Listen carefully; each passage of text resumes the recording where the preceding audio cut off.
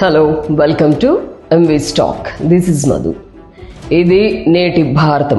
మద్యాన్ని నిషేధం చేయకుండా మద్యపానం ఆరోగ్యానికి హానికరం అని ప్రకటనల కొరకు 100 కోట్ల ప్రజాధనం వృధా చేయడం, ప్లాస్టిక్ పరిశ్రమలు నిషేధించకుండా ప్లాస్టిక్ సంచులు అమ్మేవారికి జరిమానాలు విధించడం, చిన్న ఉద్యోగాలకు డిగ్రీలు ఉండాలి కానీ మనల్ని పరిపాలించే నాయకులకు చదువు అవసరం లేదు.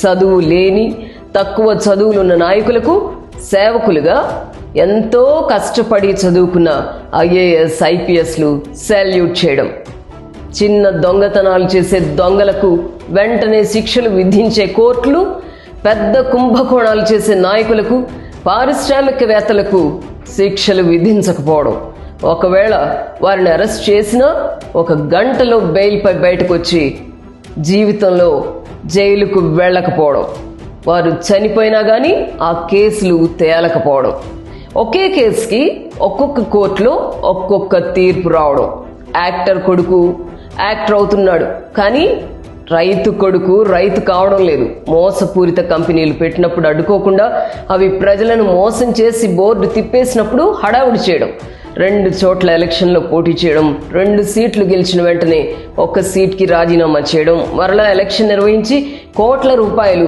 ప్రజల సంపద దుర్వినియోగం చేయడం. ఇదే మన నేటి భారతం కాదంటారా? ఇవి మచ్చుకు కొన్ని మాత్రమే, ఇంకా చాలా ఉన్నాయి. ఒక్కసారి ఆలోచించండి. ఇవి మీకు కరెక్ట్గా అనిపిస్తే మాకు కామెంట్ చేయండి. చేస్తారు కదూ?